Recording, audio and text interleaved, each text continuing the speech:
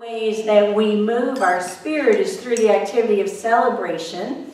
And during this holiday season, we are turning our attention to celebrating big gifts. Both last week and this week, we are taking a closer look at one of the greatest gifts given by Jesus of Nazareth. For over 2,000 years, people around the globe have built their faith, taken inspiration from, and have found a rock of comfort in the Lord's Prayer. Now here at Unity of Wilmington, we use a translation that comes directly from the Aramaic language, which was the native tongue of Jesus. And so in these last few weeks, last week and this week, we're taking a look at those words and the power behind the words and the power that's actually infused in the words. It begins with, and say it with me if you know it, Father, Mother, Birther, and Breath of all. Yes. Okay. Strangest thing just happened, but I'm sure I didn't hear it. Let's do it again. Father, Mother, Birther, and Breath of all. Yes. Did you call me? Call? Who out there is messing with me? Who of you is messing with me? And if you are, just cut it out because, well, one more time.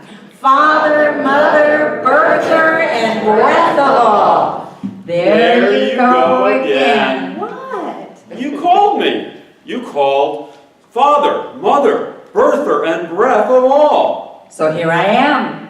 What's on your mind? What's on my mind right now is thinking that when we talk to God, it's called praying, but when God talks to us, it's called schizophrenia, and I'm wondering if I've gone over the edge. No, I don't think so. Well, that's a relief, but I want you to know I'm a little busy here. You see, I'm the minister, and I'm giving a talk on Jesus' ancient prayer. So I was really just reciting the prayer and asking people to participate with me to set the tone. All right then. Go on. Thank you. One more time. Father, Mother, Birther, and Breath of all, create a space inside us and fill it with your presence. Let oneness now prevail. Excuse me, I just have to ask you, do you know the meaning of what you just said? Because it's really, really important. You know, I'm trying to do a lesson here, and I've got all these people waiting to hear something invitational or inspirational or maybe both, and you're really interrupting. I'm interrupting you? Oh, really? Okay, I get it. God interrupting a lesson on God, but I see the irony in that, and my apologies. So, create a space inside us and fill it with your presence. That's really the same thing as hallowed be thy name. This is a test, isn't it? You're testing me as a minister to see if I'm up to speed, and actually I kind of knew this would happen someday. Oh, Mindy. Yeah, haven't you learned yet that I don't give you tests? I was just wondering if you knew the power in the words you just spoke. Hallowed means wholeness and perfection. Name really refers to the nature of something. Wholeness and perfection are my nature. That is such an important concept to grasp, one that I think the peeps could benefit from fully understanding. That's what you call a congregation, isn't it? The peeps? Since my nature is wholeness and perfection, I know nothing of separation and imperfection. I know nothing of sickness, of troubles, of sorrow, of failure, of pain or hurt. Hallowed be thy name means my nature is altogether good, and that I am the author of perfect good. And since you call me Father, Mother, implying a parent-child relationship, you must realize the tremendous significant connection here. The nature of the parent is automatically transferred to the child. It is a cosmic law that like begets like. Just like it's not possible for a rose bush to produce lilies, or for a cow to give birth to a dog. My offspring must be of the same nature as I. And since my nature is wholeness and perfection, so is yours. My beloved, so is yours. Whatever appearances may say to the contrary. Now that's something to share with your peeps, isn't it? I'd say so, but since you brought it up, may I ask a question about that father-mother thing? Certainly. A lot of people do. that. Okay, why father-mother? Why are you always portrayed as a parent? It's pretty simple, really. It's a translation from the term Abba. In the culture of the time of Jesus, Abba referred to the head of the household. Most often it was a father, but due to certain circumstances, the head of the household could be a mother. Jesus referred to me as the collective head of the spiritual household. I am the cosmic concept of the perfect parent. I know only love. I know only support. I know only nurturing. I know that some of my children did not have parents who were nurturing, supportive, or unconditionally loving. And so for them, thinking of me as father-mother may not feel very good. I'll let you in on a little secret. I don't really care what label you put on me. Call me father, call me mother, call me spirit, call me divine mind. Just don't call me... No, don't go there. Late for dinner.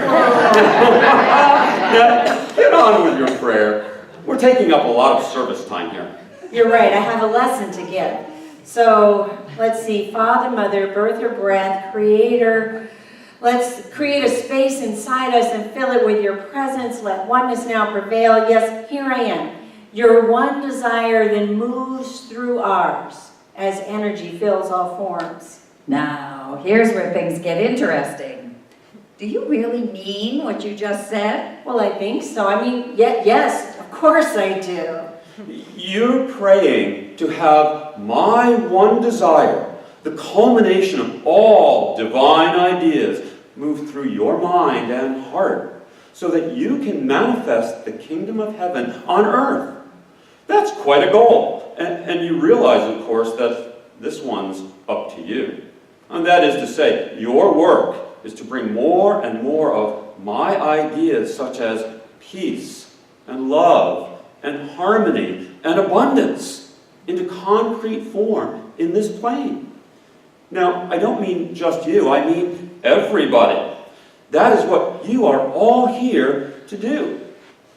You were born to make manifest my glory that is within you. How do you like that? God quoting Marianne Williamson. My desire for all people is to express life fully and freely and joyously. Hey, they forget that I am as close as their breath. Tell them to pay attention to those deep knowings that they all have. Tell them that that's me talking to them. Tell them it's me trying to get their attention. Of course, I could tell them all this directly if they would only listen. Well, I wonder how well I listen.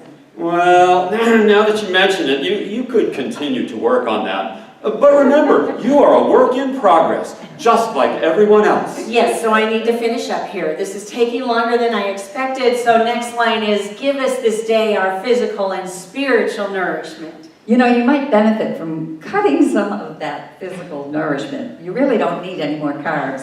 Wait a minute, this is getting personal. I really didn't want to hear that. Praying can be a dangerous thing. That's what I'm trying to get across to you. This is powerful stuff. You could wind up changed, you know. You call me and here I am. It's too late to stop now. Keep praying. I'm interested in the next part of your prayer. Well, go on. I'm not really sure I want to. Why not? I'm afraid of what you'll say. Well, why don't you try me and see? Okay, here goes. Untangle the knots of error that bind us as we release others, because I know untangling really is all about forgiveness. Let's get one thing straight right up at the front. I don't forgive. What? You heard me. I don't forgive. Well, that news certainly fills me with warm fuzzies. Just think about it for a minute. Since my nature is wholeness and perfection, I know nothing else. And since your nature is wholeness and perfection, I know nothing else of you. So there's nothing to forgive. It's as simple as that.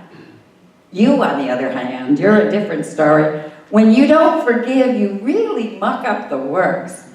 My wholeness and perfection have a pretty hard time expressing through you when you're not, or when you're unforgiving. That's really what this line of the prayer means. As you forgive events and people in your life, you are freed from feelings of separation from me. So have you forgotten everyone you need to forgive?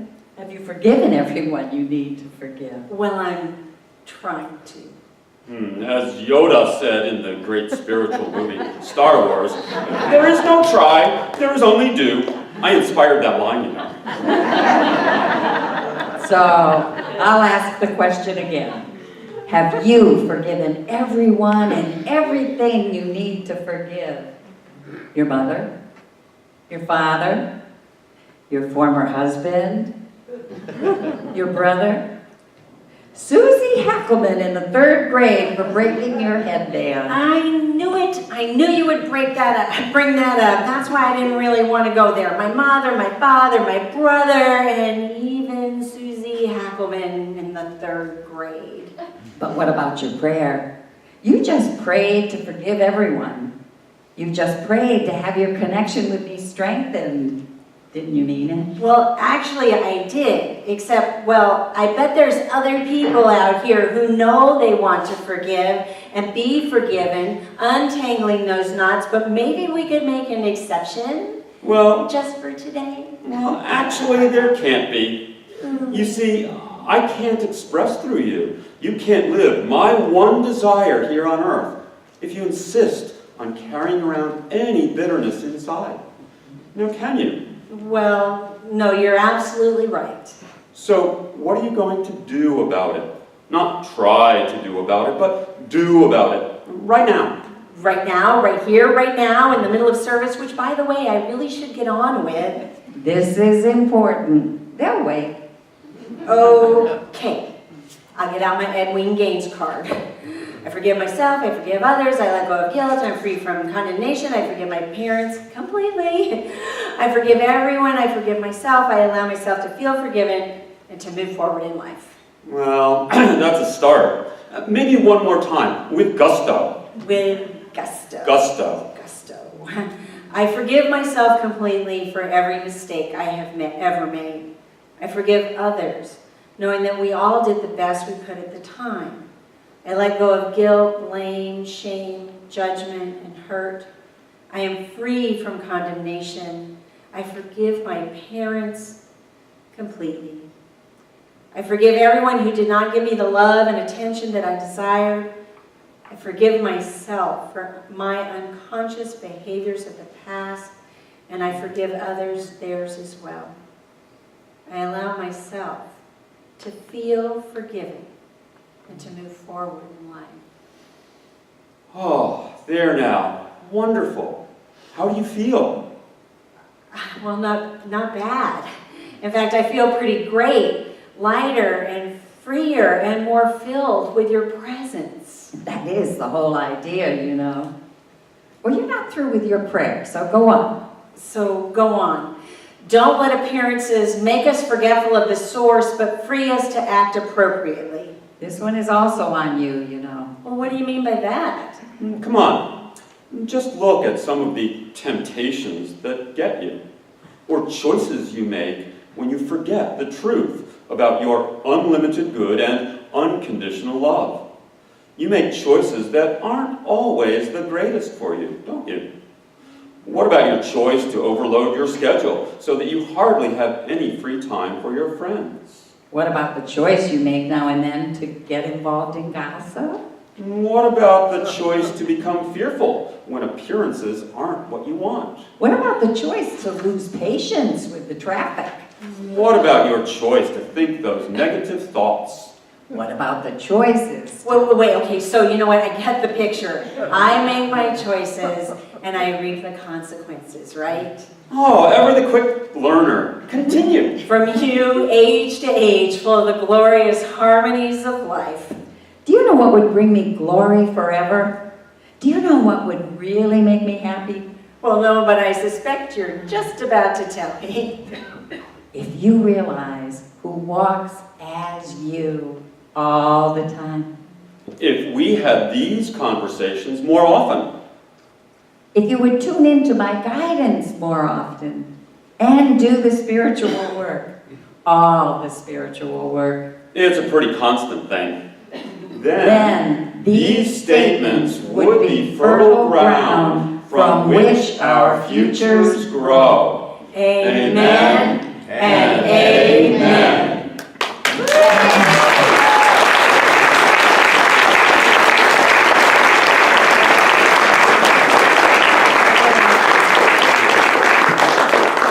There's nothing like having not one but two gods in your life. And I very much appreciate Nancy Clays and Bruce Kenny for playing with us.